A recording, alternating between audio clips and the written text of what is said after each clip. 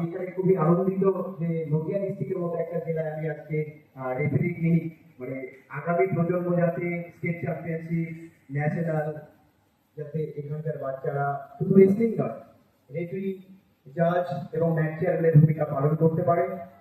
সেই জন্য আমার যতটুকু নলেজ আছে যতটুকু আমি ইন্টারন্যাশনাল কেরিয়ার আমি অর্জন করেছি ততটুকুই আমি আপনাদেরকে দেওয়ার চেষ্টা করব। আমার সাথে আমি একটু পরিচয় করে দিই, আমাদের সাথে আছে সৈতা দুবে, এই হচ্ছে মহিলা কোচ, পশ্চিমবঙ্গের প্রথম মহিলা কোচ এবং ন্যাশনাল টেকনিক্যাল অফিসিয়াল, বাংলার প্রথম। সেক্ষেত্রে ও ওয়েস্ট বেঙ্গল রেসলিং অ্যাসোসিয়েশনের ভাইস প্রেসিডেন্ট, পঞ্চানন ব্যাংকমিটির ট্রেজারার, সেক্ষেত্রে সব থেকে বড় একটা পোস্ট হোল্ড করে আছে রেসলিং ফেডারেশন অফ ইন্ডিয়ার এক্সিকিউটিভ অ্যাথলেট কমিশনের মেম্বার। টোটাল ভারতবর্ষ থেকে 5 জন সিলেক্ট হয়েছে, 5 হতে গিয়েছে all India national ranking, all India ranking এ 3 আছে। আগামীতেও ইন্টারন্যাশনাল করে এসেছে, আগামীতে যাচ্ছে ওয়ার্ল্ড চ্যাম্পিয়নশিপে। সেক্ষেত্রে আমি ইন্টারন্যাশনাল করে আসছি, যতটুকু আমি আমার নলেজ হিসেবে অর্জন করতে পেরেছি সব আমাদের গুরুজনদের কাছ থেকে আমি ততটুকুই দেওয়ার চেষ্টা করবো। আমি আশা করবো যে প্রত্যেকে ভালোভাবে শিখে সামনেই খেলা হবে দিবস 16ই আগস্ট, সেটা একটা রেসলিং টুর্নামেন্ট আছে পশ্চিমবাংলার প্রত্যেকটি ডিস্ট্রিক্টে মাননীয় মুখ্যমন্ত্রী মমতা বন্দ্যোপাধ্যায়ের অনুপ্রেরণায় খেলা হবে দিবস প্রত্যেক ডিস্ট্রিক্টে পালিত হয়।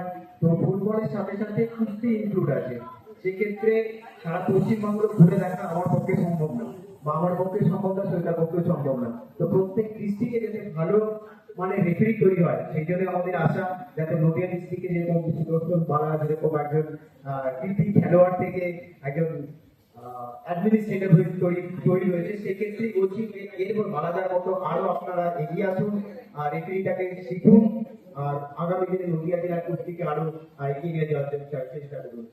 সেক্ষেত্রে আর দুটো জিনিস আমি বলবো, আজকে এই কুস্তির যারা রেফারিং এর এক্সামে এসছেন বা এক্সাম দেবেন বা শিখবেন, সেখানের সাথে একটা সব থেকে গুরুত্বপূর্ণ ভূমিকা হচ্ছে প্লেয়ারের লাইন আলাদা, কোচিং লাইন আলাদা, রেফারিং এর লাইন আলাদা, কিন্তু প্রত্যেকটা জিনিস আপনাদেরকে নিখুঁত ভাবে শিখতে হবে, যে প্লেয়ার হোক, কোচ হোক, রেফারি হোক, ঠিক আছে। আর রেফারি প্রফেশন খুব টাফ প্রফেশন, সে ফুটবল হোক, ক্রিকেট হোক, যারা যে ফিল্ডে হয়তো অনেকে এখানে অনেকেই আছে যারা অনেক ক্ষেত্রে অনেক ফিল্ডে রেফারি করেন, অনেক ক্ষেত্রে জাজের ভূমিকা পালন করেন, অনেক ক্ষেত্রে ম্যাচ চেয়ারম্যানের ভূমিকা পালন করেন, কিন্তু রেফারি, জাজ, ম্যাচ চেয়ারম্যান যারা অফিসিয়াল টিম আছে সেই অফিসিয়াল টিমের ওয়ার্ক কিন্তু খুব টাফ ওয়ার্ক, খুব টাফ জব।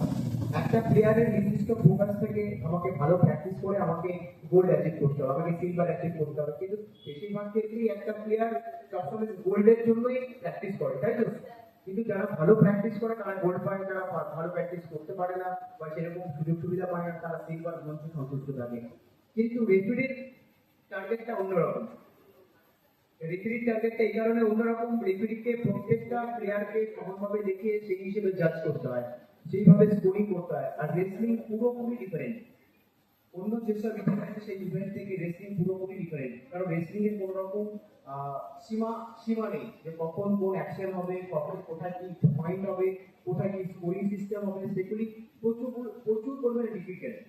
তো রেসলিং এর কিছু কিছু জিনিস আছে, পয়েন্ট স্কোরিং, তারপরে আছে স্টাইল, সেই হিসেবে অনেক রকম ডিসকাশন। সেই জন্য তাকে ম্যাচে যখন আমরা যাবো, ম্যাচে যখন আমি বোঝাবো, প্রত্যেকে ভালোভাবে বোঝার চেষ্টা করবে। যদি বুঝতে না পারো কোশ্চেন করবে, যত কোশ্চেন করবে তত আমার বোঝাতে সুবিধা হবে, যত কোশ্চেন করবে তোমাদের বুঝতে সুবিধা হবে, যেখানে যেরকম অসুবিধা হবে আমাকে জিজ্ঞেস করবে।